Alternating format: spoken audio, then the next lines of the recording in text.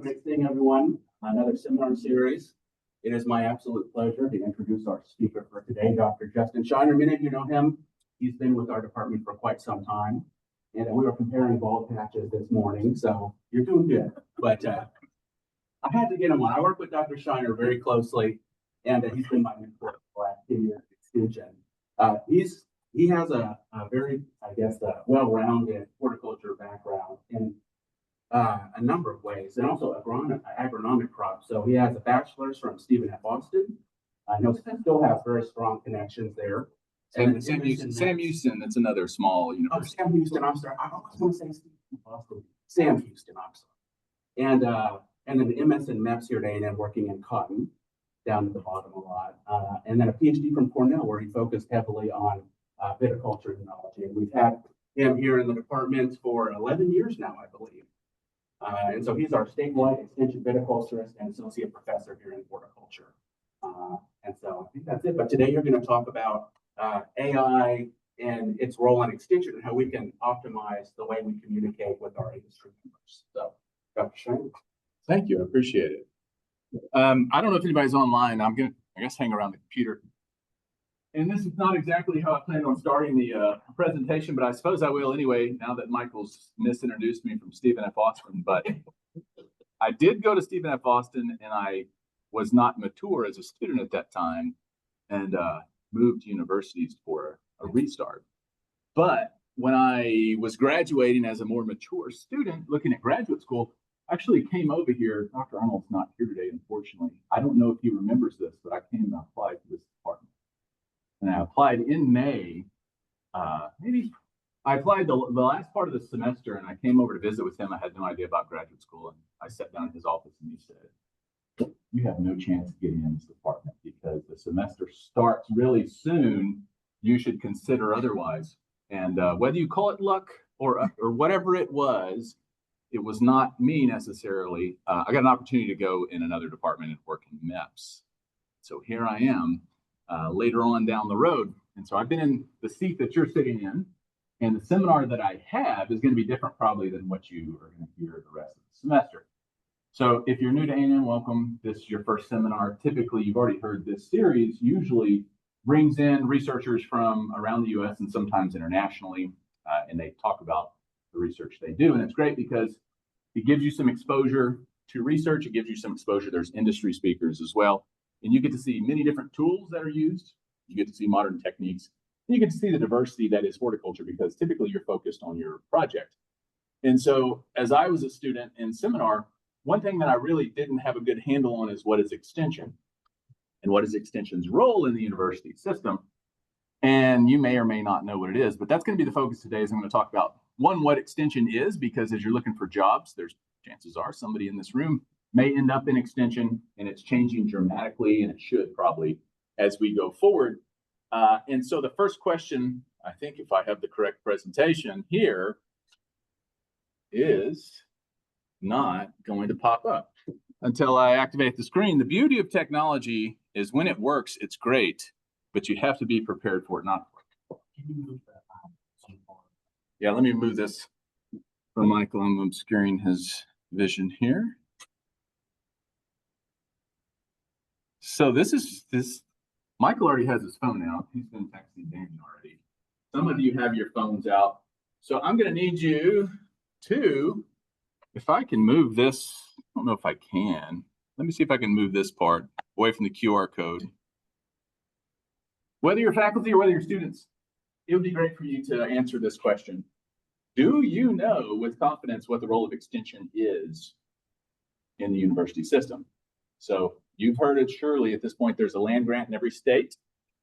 And land grant, you could say there's three legs to the stool, three pillars, three agencies, however you want to look at it. There's three parts. There's the university part, the classroom part, of course. There's the research part, and then there's the extension part. And so my job at A&M is 3/4 extension, and then the other quarter would be university. And so as you're out looking for jobs, if you do work in academia, you very well might have one of those appointments where you work for two different parts of the university system. Okay. So some of you, about a third of you feel pretty confident what extension is. I'm not going to ask anybody. I thought about walking around asking somebody if they could tell me what extension was. The answer it would likely vary, but the reason I did that is because if you compare this room, who should probably have some knowledge about what extension is, to the general public, it looks very similar. But before I get there, I realized that as I was creating this, I needed a picture of someone in extension that looked extension. So I went to ChatGPT and I said, create an image of a viticulture specialist. That's what we would call someone in extension that specializes, in this case, grapes. So this is what they created, a person who's got a nice vest. They have a ball cap and it says extension. And so when I did that, I thought, oh, this is interesting. I'm kind of missing out on the vest thing, but it looks like I get to wear a ball cap at work as well because I'm a viticulture specialist. And then I was curious, what does a professor of viticulture look like according to ChatGPT? We have some underdressed folks in this room, it looks like, but I've seen that jacket around the department, I'm pretty sure. So this is what ChatGPT says a viticulture professor versus a specialist looks like. Okay, one is in the field, one is in the classroom. That tells you, I think, a little bit more about what extension is. But if you really dig into it, you'll learn that there's a little more to extension. So just to be fair, I went to Canva and did an AI generator as well. We look a little nicer, I think. The extension folks are on the left and the professors are on the right. So the professors from this point on in the department, it appears, should be wearing jackets to work. Okay, moving on. This is what the general public knows about extension. Compare this room to the general public. We work in academia. 3/4 of the general population are either totally unaware of what extension is. 55% that were surveyed said, I have never heard of extension in my life. Another 25% have heard of it and never used it. So point here is that the majority of the public in the US does not know what extension is or what they do. So you could say, yes, that is a problem, or you could say, well, maybe that's actually an opportunity that we need to take advantage of as we go forward. So what exactly are we talking about when we're talking about extension? This is Congress's definition. Of course, they're pulling the levers from the federal perspective on funding for the extension system. Extension was created in 1914.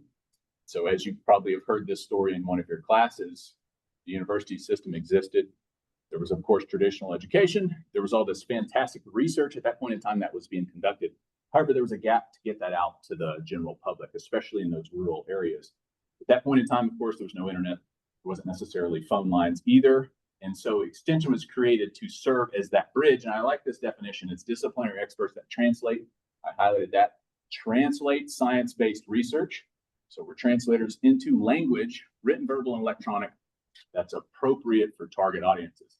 So in my mind, extension, we're translators for appropriate targeted audiences. And so what I would like to do is kind of talk about some of the tools that we have available to us. And I was talking to some of my colleagues about this earlier, making a point that, for example, when Dr. Coyle was here a few years ago when he started, he was working with the tools that were modern at that point in time. I don't know what they were. Maybe they were PCR and gel electrophoresis or something along those lines. And as the new tools came along, it's his job as a researcher to adopt them, to use them effectively. If he does not, his research more or less falls to the wayside, to obscurity. Those opportunities exist for extension as well, as we are tasked with translating science-based information. And even if you don't intend to work in extension, what I would say to you is how important communication is. You potentially are going to spend a career doing research. You can do the best research in the world. If you don't effectively communicate it, could be to the grant agencies to get funding, could be to your stakeholders, or if you can't find someone that can help you, then it possibly is for naught. And so that's what extension's job ultimately is that communication piece. And historically, it probably looks something like this. This is what most people probably vision extension from the old days looks like. When you go out into the farmer's field, you sit and you talk about what their crop looks like. Perhaps you share some of the scientific research and help them improve their practices. You maybe came back to the office. I'm guessing A&M probably had ashtrays in their offices at that time. You got on your, that's a rotary phone. Most people haven't used one of those possibly in this room, at least the graduate students. And then a typewriter. Our tools have changed dramatically, of course, over time. Now we all have a computer in our pocket. We call it a phone, but honestly, we spend more time using it as a computer than a phone. It's interesting that we call it a phone. So we reached a point where we could become Blockbuster, which if you haven't heard of Blockbuster, we used to watch movies as a kid on VHS tapes. They were literally tapes. So if you hear an old person say, I'm going to tape record that, they're talking about this tape. You would go to Blockbuster when a movie came out, you would rent it for $3. You would take it back. You were supposed to rewind the tape and then you would return it. And they made so much money that there were something like 13,000 stores around the world. It was highly profitable. Then came streaming. They had an opportunity to adapt to streaming services. Their business model, for whatever reasons I haven't read into it, was unable to adapt. And there was one Blockbuster in existence after 13,000. And so, of course, we in academia have to follow suit with technology, or of course we'll fall behind, and I'll get more into that. Since I was talking something about AI in the title, I figured I would go ahead. I think at this point in time, everybody's recognized that Dr. Dinger used to work for Blockbuster Video. And so it comes along the internet. And Stephen Hawking, the very, very famous theoretical physicist, had this famous quote, with this massive amount of information, we are all going to be connected to the internet like neurons in a giant brain. So we're all going to be intelligent. We're all going to be brilliant. We're going to have access to so much knowledge. Potentially our IQ levels are going to go through the roof. Is that what happened? Probably not. It's a tool, just like AI, I think, is going to be a tool. We hear all these great things that are going to happen. It's going to be a tool that we're going to use. We use the internet, but I still get messages like this. This is an actual email that I received not long ago. Justin, this is a vineyard owner. Rob has mentioned that the infection microbes lay in on the ground and they climb up the plant each new season. True? If so, is there a way to treat the ground?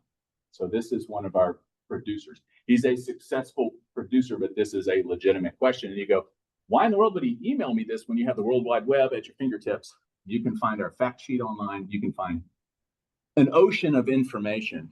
Part of it is possibly this. So this is a survey that was done by the USC Annenberg School of Communication and Journalism, where they surveyed the general public and they said, how much of the information do you find online do you think is credible? And what you'll notice over time, so if you start on the left side, it's the year 2000, so over the last 20, in this case, 23 years, what we see is people's confidence in the information online has decreased dramatically. And the percentage of people that say none or a small portion of it has gone up to all the way to about a third of those surveyed say none of the information on the internet, even though it's out there and we have this great tool, we're all connected like, neurons in a giant brain. There's a lot of people that say it's absolutely not true. Why is that? Well, there's all kinds of reasons. Of course, you can imagine politics and conspiracy theories and things like that, but there's some legitimacy to that as well. So this is another survey that was conducted just in general across the internet of what does the traffic look like as far as human traffic versus bot traffic, and about half of the traffic on the internet at that point in time is from bots. And so, there's just as much good information as there is bad information out there. And so how do you wade through it? That's part of our job, of course, in extension. And if you survey the general public, we are still considered to be quite a reliable source. So this was a survey of the general public. How reliable do you perceive the information that you see from the state's cooperative extension? Again, we're translators of science to our stakeholders. Around 3/4 of the public consider us very reliable. So it's a scale of 0 to 100, 0 not reliable, 100 extreme. So people are generally still happy with us, as well as the university system in general. So they're still trusting in the people. They tend to be less trusting in the internet, even though this is all shadowed by confidence in higher education. Over time has gone down, which let me move this once again so you can see the bottom of this chart. This was another survey. This was done just by Gallup in this case. And you can imagine this is over the last 10 years. The blue, that's a great deal or a lot. And then the green is very little or none. So more people are generally losing confidence in higher education. What does that mean? You could dig into that. There's probably political leanings and things like that. But nevertheless, we do have this challenge in that there are people looking at us with some uncertainty. And so what do we do going forward, especially as we communicate to the public? And this is not going to work. Okay. Here we go. All right. And then now, as of 2022, we have ChatGPT, or we have OpenAI that everybody can use. Once again, you have an opportunity to get all this information at your fingertips. It's going to replace all these jobs. If you read the headline articles, And so my question to you is, do you use ChatGPT or a similar platform?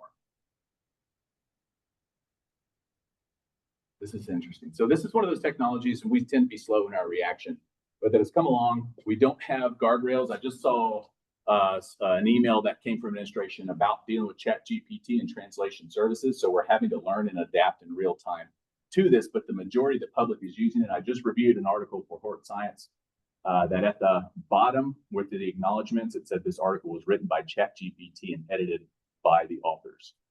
So very well written article. I didn't know what to do with it other than make a note to the editor, which he or she, I assume, saw that, but that is going to be the future. So what are we going to do with ChatGPT, and how does that relate to academia, especially in extension and outreach? I think Dr. Hartman sent me an article recently that said extension jobs were going to be some of the first that were lost with AI? Potential loss. And so I'm here to say maybe that's not the case. So these are some of the recent articles that are, these are people are starting to study this. And of course, they've studied internet. There's been a lot of work done in COVID on Zoom and how that's impacted learning and things like that. I'm not saying these are predicting the future necessarily, but the article at the top says, beware of metacognitive laziness as a result of AI. That's surely not going to happen.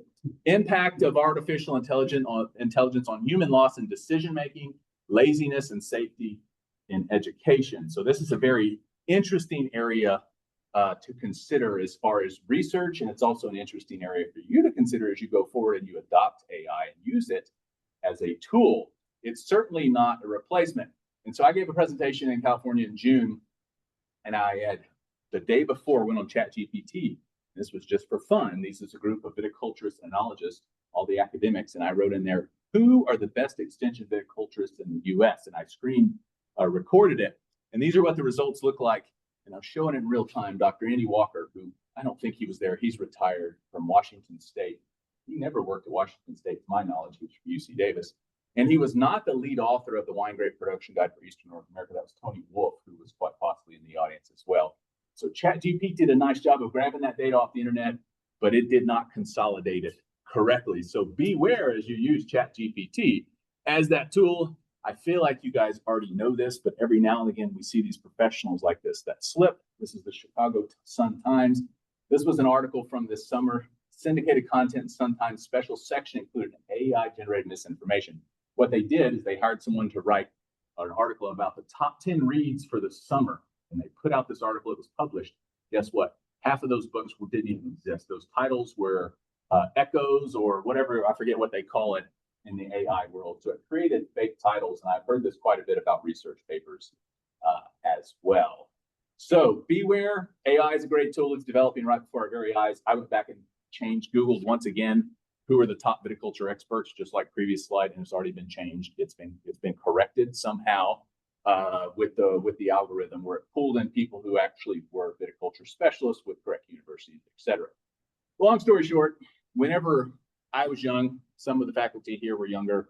There was this show called The Jetsons, and it was futuristic. It started in the 1950s. And this is Jane, I believe, talking to George Jetson on a TV screen. At that time, that was the future. It was crazy. They had flying cars. She's holding a remote control vacuum because that's how futuristic it was going to be, is you could have a vacuum that you could push a button. And of course, we can pick up our iPhone right now. You can talk to somebody in real time, and we do it all the time. So what I would say is for most of us, the future is now. So we're living in the future with all these tools, and we're trying to figure out how to adapt them. And so from an outreach and communication standpoint, this is a challenge. When is the last time that you sat through a presentation like this or seminar without looking at your phone? Yesterday? A whole class? Are you sure? I'm just kidding. I'm just kidding. This is good. This is good. So I'm guilty of this. And why I'm telling you this is because we've got the new tools laid out before us that we have to figure out how to adopt. And I'm speaking from an extension standpoint primarily. Also, as researchers with communication, we also have to consider that there's been a change in people in general. This would be part of it right here. It's the phone. And this is a quote from a Nobel laureate. He was an economist in the 70s. And it's a wealth of information creates a poverty of attention. And that's where we are right now. We have a wealth of information, and it's very difficult to focus. So what do you do from a communication standpoint? Well, most of us are multitasking except Allison. She's very dedicated and focused. But even if you were listening to music according to this research study right here, your reaction time would be slower. So your ability to multitask, your human's ability, is not great. So in other words, if you spend time on two different things, you're going to be lesser in probably perhaps both of them. It's going to slow your reaction time. It's going to potentially slow your thought process. I'm preaching to the choir. You absolutely know this, but we're all very guilty of it. And so as you go forward and you communicate with your audiences, you have to have these things in mind, and you have to be very effective at communication. So this was some research done by Gloria Mark. There's a lot of researchers that have studied human attention span. The reason I show this one is because she's done it the same way for the past 20 years.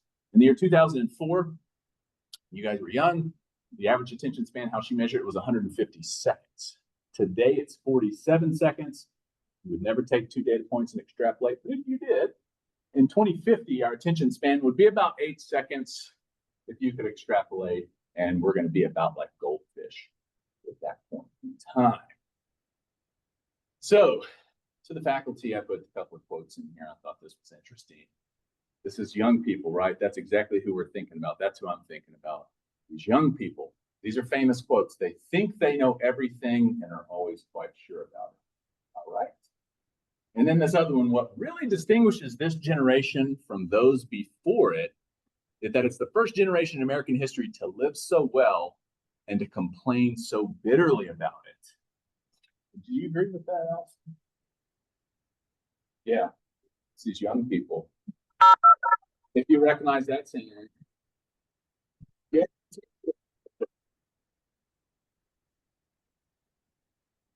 Now it's fast. No one would deal with this delay. So it's you young people who have now become so spoiled. At least that's what Aristotle said in the 4th century BC. The other quote is from the 1990s. So this is my generation. So we have this very long history about complaining about the young people. So if you hear this from us older people, we have generationally, we complain about the young people. We've been complained about it.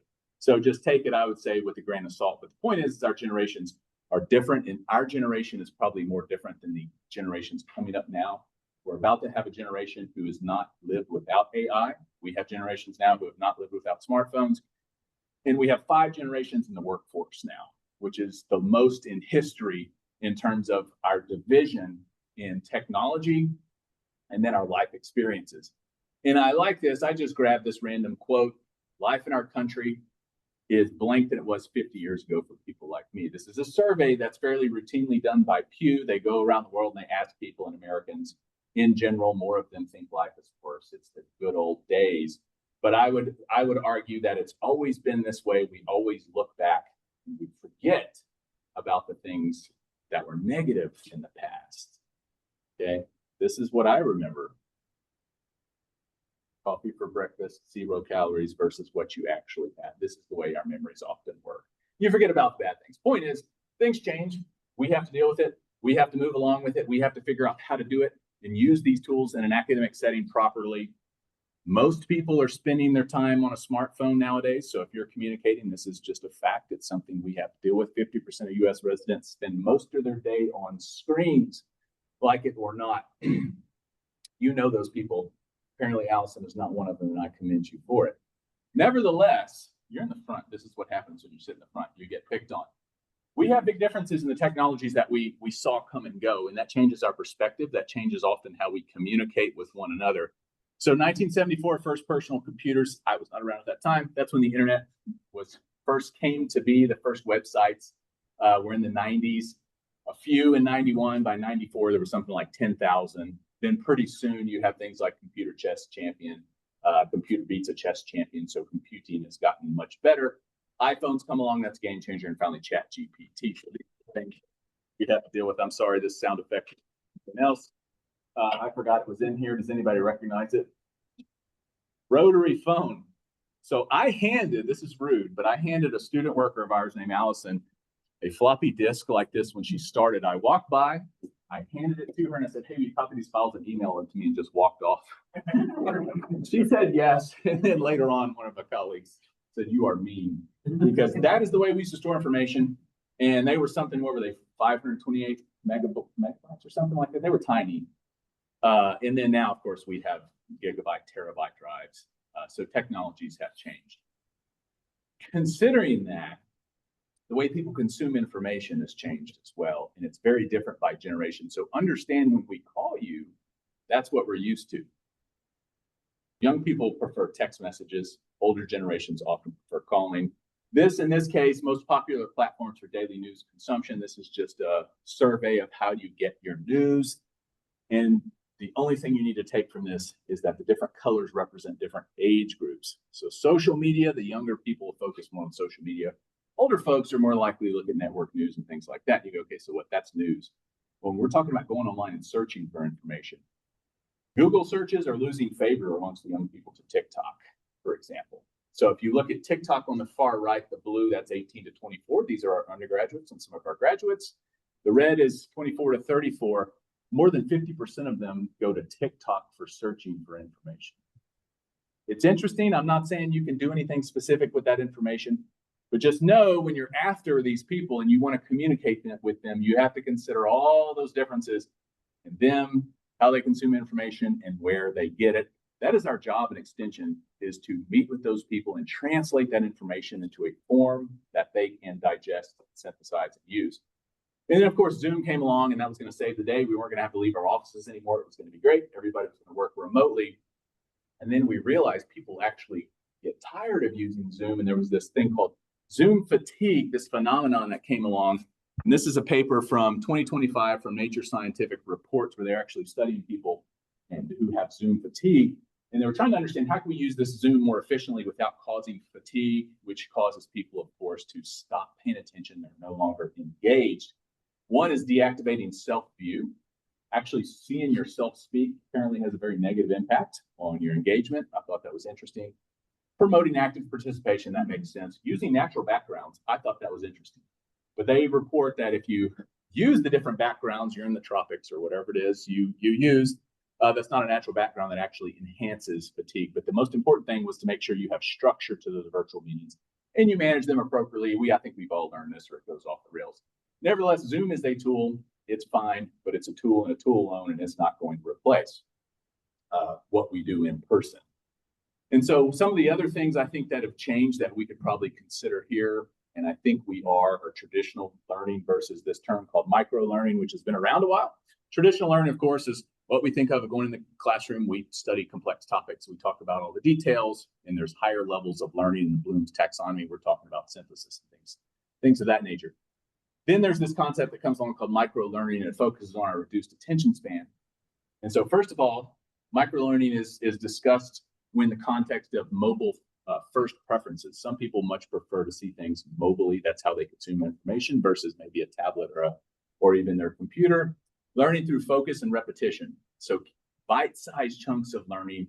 And of course, that fits more into your busier lifestyle. So I think in the classroom, we could probably take advantage of this as well. This is considered to be micro learning right here. This is an infographic.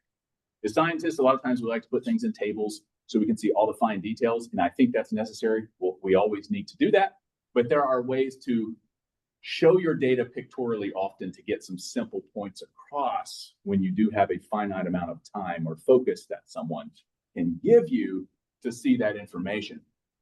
This is an actual partial least squares loading plot that I presented in something like 2009 as a graduate student.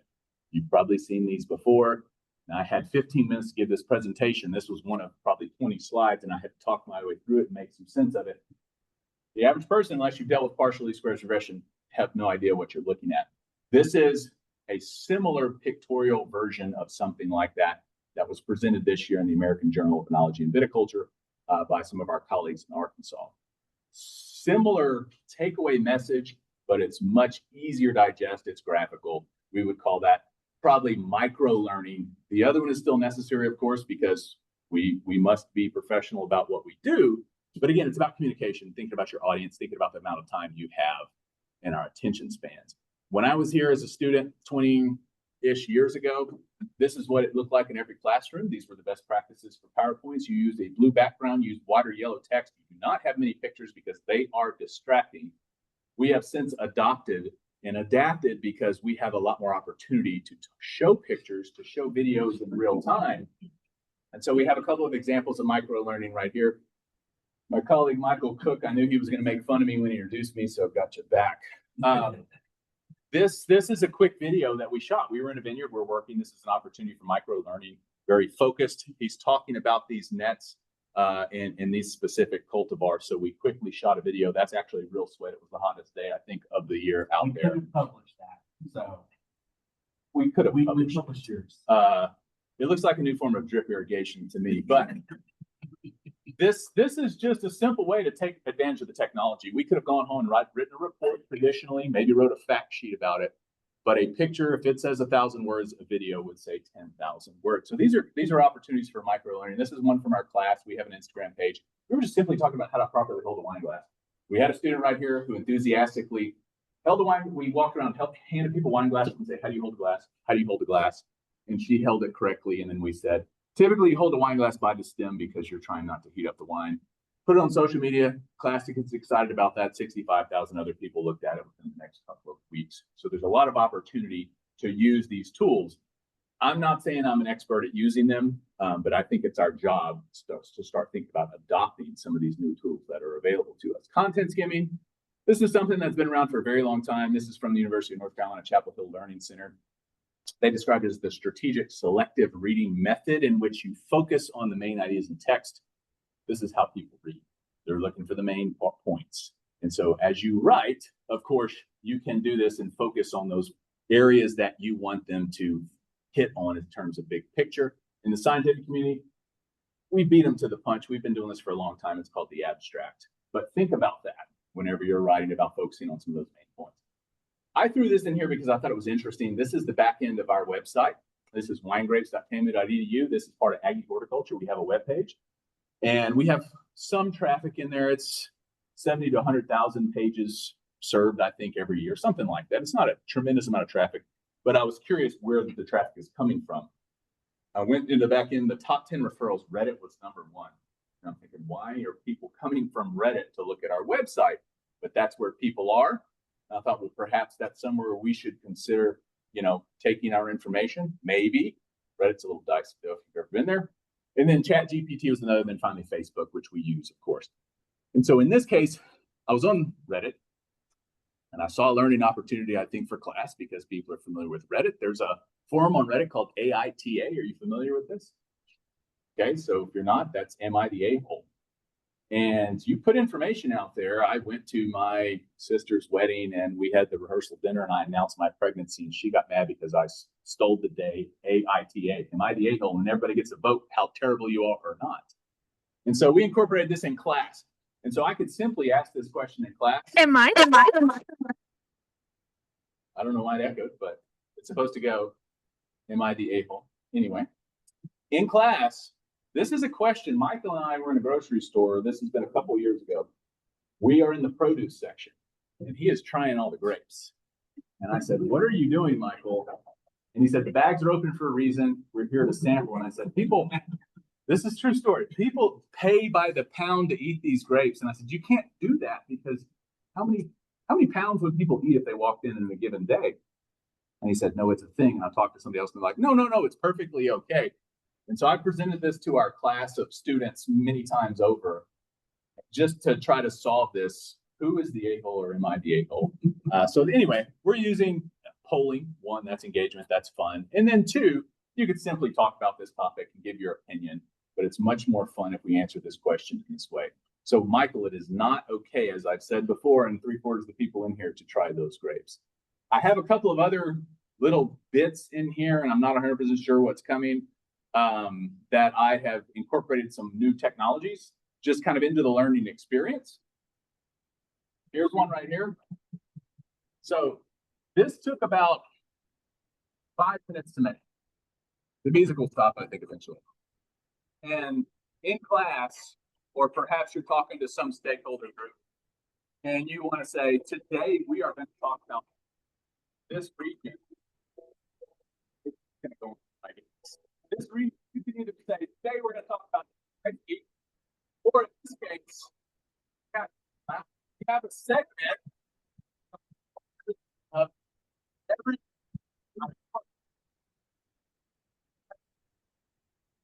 then we talk about that region. So in this case, I said, It's our most widely grape farm raised in the world. There are 4 acres of grapes in this region than anywhere in the world.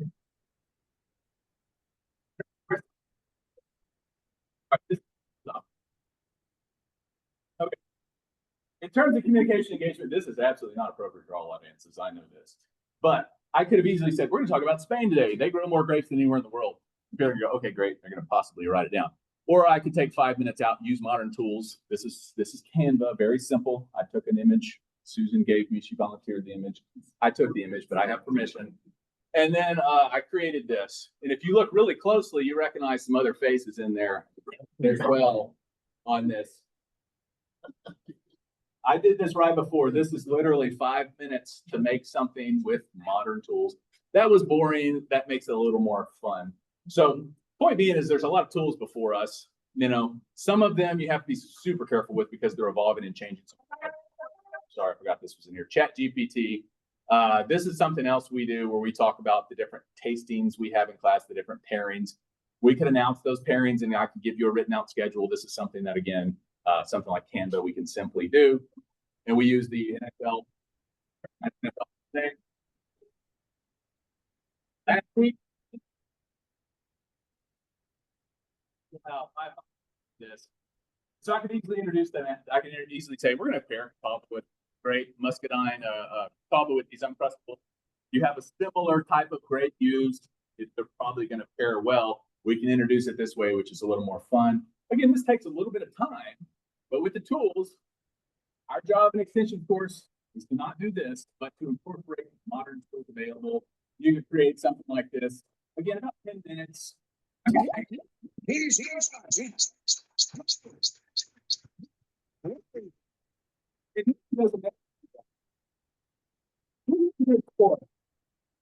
is a good sport. Thank you very much, Susan. Point is, this is super simple to do. This is super simple. So as far as attention spans, engagement, we can use things like this. We have an opportunity with social media. Again, you have to be careful. You have to be professional. You don't want to go off the rails too much. Instagram, it very much focuses on visuals, which most of the young people prefer Instagram to Facebook. They say they have Facebook because of their parents. You can access the older population possibly on Facebook, the younger ones on Instagram. We, of course, are not allowed to use TikTok, but we played around with this in class, and we may be out of time, but I have a couple of videos just to use these as an examples of how to possibly learn and use social media effectively. So we have 2 videos that we shot in class.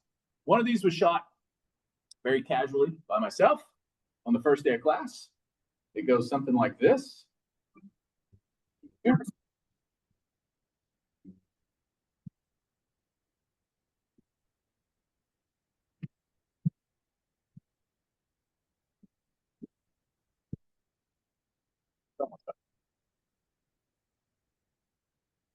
And you go, what did we just learn right there? Not a lot, but it was engaging. It got people's attention. Potentially, we could drive them to our website, or at least there's now awareness. So part of the use of this is determining what the point is. In our case, we're just trying to generate interest in the class, have fun, engage the students. Then we also add content. We also had a wine and food pairing event we call What Wine Goes with Whataburger. Whataburger sponsored it. They delivered 600-700 Whataburgers. We paired them with Texas wine. It was fun. We had a nice event. We hired someone to shoot more professional type photography and created this video.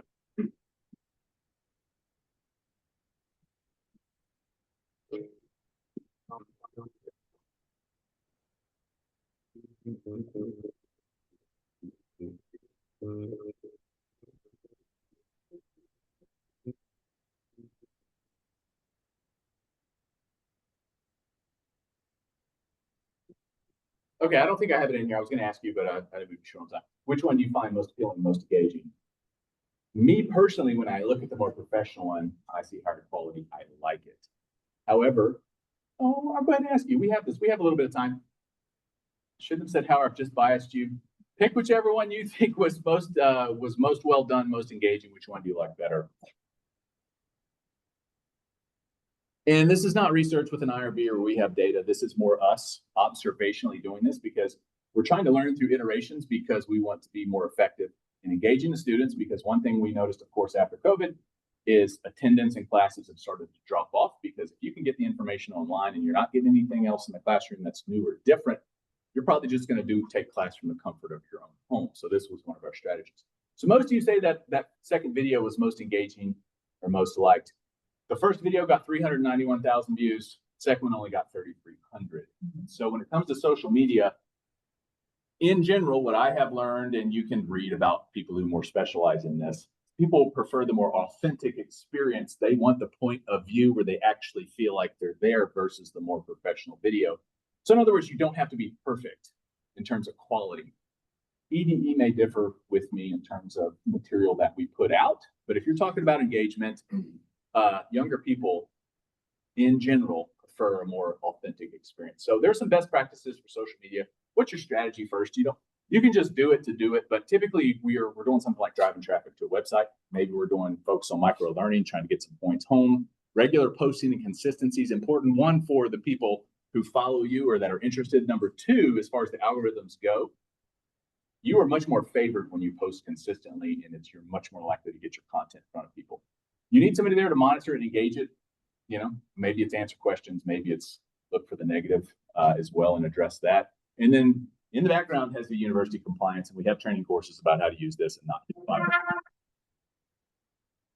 I forgot this was in here, so this is a nice surprise. What I was going to say here, I confess that I recycled some slides from a previous presentation, but in this presentation, what I said last time is, even though you think you have a strategy and you do everything right, sometimes you are surprised about what people find is interesting and not, and how you get their attention on social media. So in class, we had a tasting last semester. We called it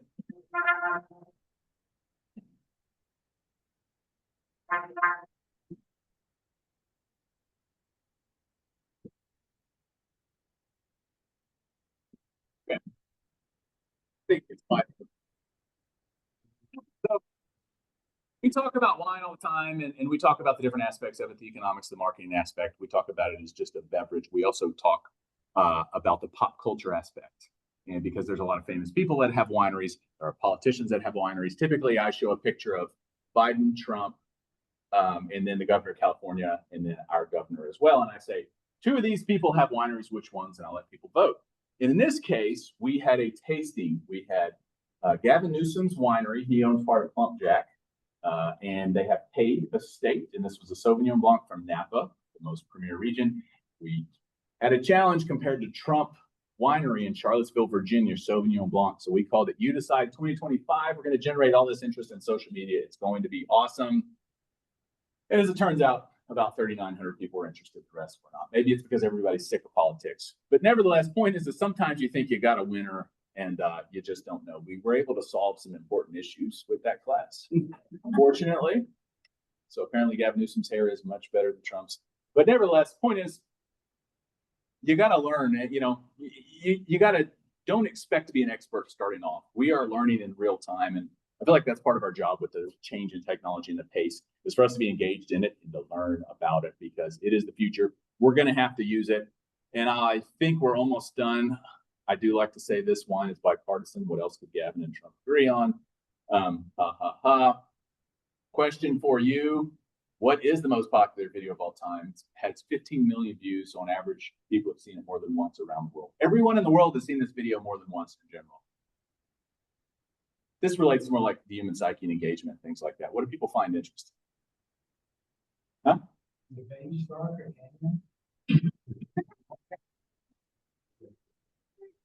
So anyway, long story short, I don't have people figured out. I don't claim that I do. Point is there's a lot of ways to communicate with people now.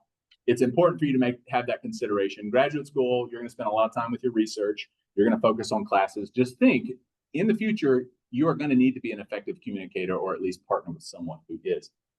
There are things and strategies that you can use. You can use these new tools and technologies. You can also learn about some of the more effective communicators out there. Bill Clinton's considered to be one, and you go, well, what made him effective is that he had this ability to emotionally connect with his audience. It's a strategy. MLK, he was, of course, a very famous communicator. His I Have a Dream speech, he said, I have a dream 8 times. So repetition was an important part. I'm oversimplifying, of course. Winston Churchill, so he focused on short but powerful messages versus lengthy ones. Donald Trump's considered to be a highly effective communicator. He kind of brings in a little bit of everything, definitely that emotional part as well. So point is, there's a lot of different aspects of communication. You have an opportunity, especially in graduate school, to just start thinking about some of those things, learn about, yourself, of course. I think in Dr. Klein's class, you probably take some personality type or strengths test.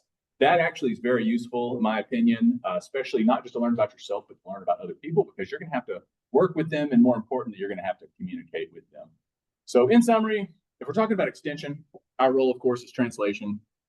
We are communicating with a range of stakeholders. We have 5 different generations right now in the workforce. That's the graph. I don't have to go through it in detail. The way we communicate is very different. We do have a greater opportunity now than ever to reach people, for sure. Our attention spans, of course, declining. And how you communicate is going to vary quite widely. And I'll leave you with this: is AI is a tool. It's not going to be an end-all be-all, but it's going to be a great tool. So my opinion, we just need to use it and learn how to get the benefits and really be careful about some of the disadvantages right now, because this is a very quickly emerging and changing tool that's available. And with that, I'll shut up. That's the end of my presentation. We have no time for questions, I'm afraid. Seminar. No, I think we have some time, especially if you want to ask about wine or grapes. Yes, sir. So there's a lot of hallucination in AI. That was the word I was looking for earlier. Yes. And how does somebody that's interested in communicating technical information to an audience either prevent or correct information from an AI that was hallucinating? So Deja, I hate to point you out, but you worked with training AI, correct? So you may be able to answer his question more effectively than I can. He's asking about how do you make sure, and how do you make corrections and things like that? Ethical, and you have to train the bots how to respond. And you have to challenge the bots and give them like scenarios where the ethical part is important. And if you give to the wrong answer, you have to correct it and train it. Yeah. Train it and train it until it gets the right answer. So does national extension need to develop its own I believe so. AI learning model, whatever it's called? I think we need to figure out how to at least be involved with that, because there is a lot of incorrect information. I don't know. I thought about that too, of how that would work, and I don't know. The work that I did was not with A&M, was with a private company that trains bots around the world. In different languages. I mean, I think that's where we're probably going to go in the future.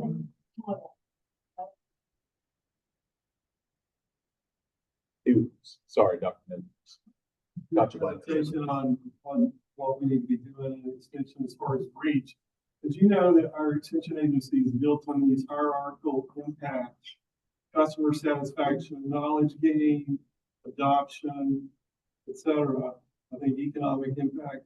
But when I see all this, I'm asking myself a question, so I'll ask you: does extension need another domain to use this as success? In other words, all the things you talk about here, how do you measure impact? And is there another domain?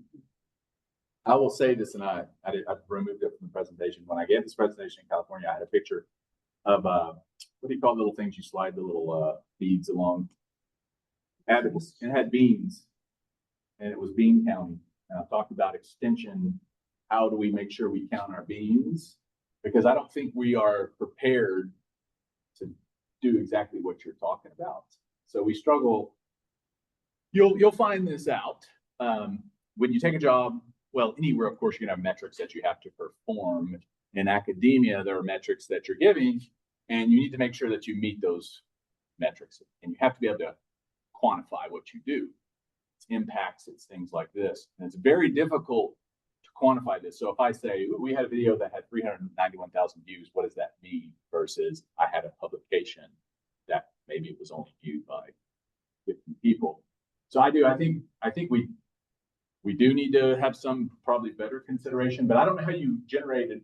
I'm wondering about quantitative number. influence. I mean, we can't always in these snippets, brief encounters, change somebody's knowledge, but we can't be influential. Does a share count more than a like? I mean, somebody shares something, you've influenced them, and now they're trying to influence somebody else. I just wonder if influence is something we've got to work towards capturing. Yeah, I mean, it's kind of a good question, because without going way off topic here, in our field in viticulture, we have consultants who are paid to give information, and they often put out information as well. And sometimes it's in contrast to what maybe the scientific community would say. So that influence does come into play, and at least our presence on whether it's just on the internet or where people are. So our job is to be there and to communicate. And it's not just a competition necessarily with individuals like that. But yes, I do think we need to think about how we start to consider that, I would say. I don't have the answers, but I agree. You had a question? I just deflated you're like, eh. It's more common for it's like now more better platforms, but it's like ChatGPT, like consensus, like made just for research itself. So like when you do ChatGPT, it's like, oh, give me some research paper to help me like learn more. It gives you like wrong links, but so the consensus actually gives you the actual links and actually like full stuff like on Google, like all the other ones. That's actually a lot, like 10 times, like 1,000 times better than ChatGPT if you wanted to. Better. Well, and a real AI person would say, this is just one time piece of AI. As far as like data analyses, there's a lot of methodology that we're going to use AI that's irrespective of what we just talked about. So yeah, I agree. There's, what is it? Grok? Yeah, that's what I hear a lot about that out there. There's a lot of interest. Yeah, there we go. Then Gemini, Google's. I don't know what's going to win out, or if there's going to be one that wins out. I am not an expert, and I will say that, but I know that we need to learn and we need to stay up instead of being 10 or 20 years behind the curve. We need to be maybe a little behind it. I'm not a fan of adopting new technologies as they emerge, because you end up beta testing it, you end up with all the problems and errors, but somewhere shortly thereafter, it's probably where we should be. Yes. Why did I look nervous? I am nervous. What you tell me? Do you see AI and our need to use it to effectively communicate with our extension world, opening up job opportunities where we have people that's all they focus on to help give effective communication, so that our extension agents solely work on the science behind it? And so then that person can actually communicate who they need to go to for more specialized, as compared to general questions that. You mean like some kind of feature where you would search and then it would automatically start to point you the right direction to the information? Yeah, that would make a lot of sense. So I think the concept there is instead of calling your county office and then you get directed to someone who eventually forwards you over to someone else, and it's pretty inefficient, is to have a search type function. I mean, that seems reasonable to create.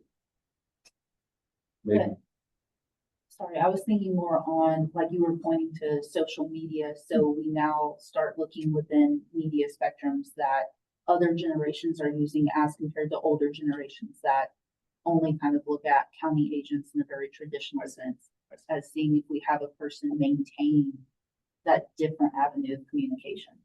Yeah, well, so what I kind of find interesting is, the general public, the majority just don't know what extension is, and then many don't use it. We have an opportunity now for everyone to potentially know that that's a resource that's available. So yes, I think we can connect with those people, and probably should connect with those people. I have no idea if I just answered your question, so I'm not 100% sure. Okay. Hi. Yes.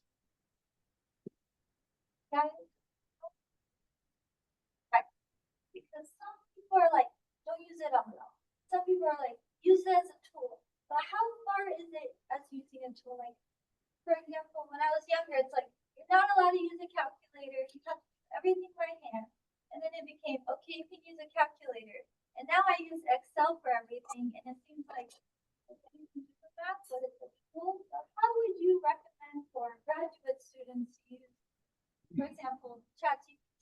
for AI Grok in their research, and what's too far? See, I'm not skeptical, I'm nervous about it.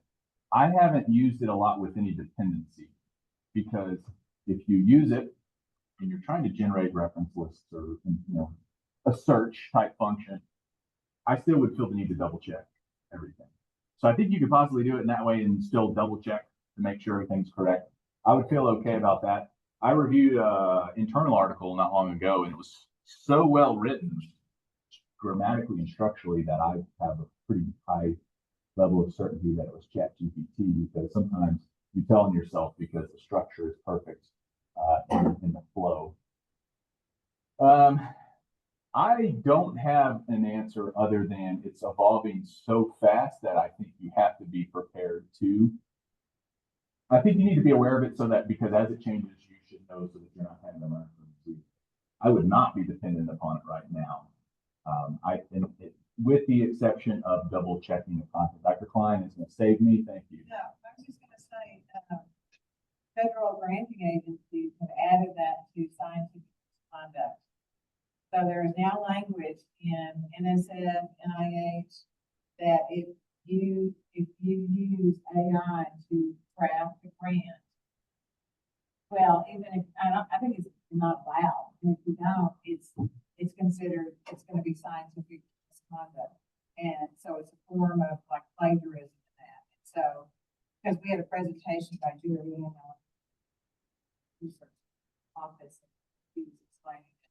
So, I mean, my students have used it to like, have it produce a script for data analysis, and it's worked, right? Write an R script to do this, and then you see that what you get and try it and go, yeah, that does make sense. But I would not use it to write a HORT Science journal article. Even if you declare the entire article was written by ChatGPT and edited by the author, I don't. How are they going to know? No, yeah, and I don't know that a journal would accept that. So my trouble has been just playing with it is everybody's got their own writing style. If you have it write for you and then you have to go in and add your own language, I could never make it mesh where it wasn't seamless. So I don't use it that much, but I do. The question I have is, so if someone, I've reviewed numerous articles which get rejected on grammar. Like somebody does not write in English as their first, for sure their first language. And they will then resubmit, and they've hired someone to clean it up, and it's very well written. So like that, how does that compare to ChatGPT? Once ChatGPT reaches a more trustworthy level, I don't know. That's an interesting one right there.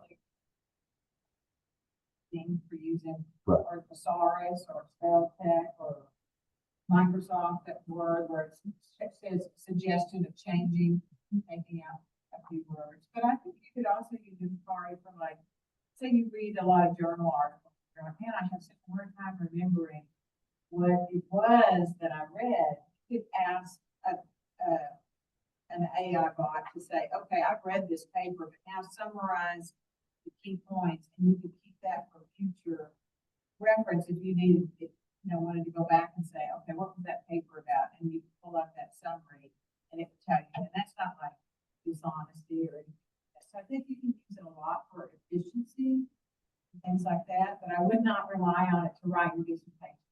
I was visiting with somebody earlier during lunch, and they were talking about scholarship applications. And I want to say they had there was questions. 3 applicants answered the same question the exact same way, to the same prompt in the ChatGPT, and they just pasted it. So it automatically removed. So that's a challenge. But my opinion is you need to use it just so you're familiar with it, so that when it does become better, whatever that looks like, that you're prepared to use it accordingly.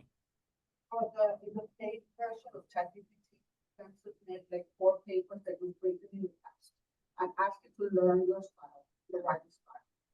And then you submit another one and it will write it perfectly. So what I wanted to do is there's enough video of Dr. Dinger out there. I wanted to create a fake. Just didn't have time. I think we could have done it where we had a fake video of him saying everyone gets next week off. But anyway, okay. it's 5 o'clock, so I think we're out of time. I appreciate it. Thank you, and see everyone at Spirited Learning.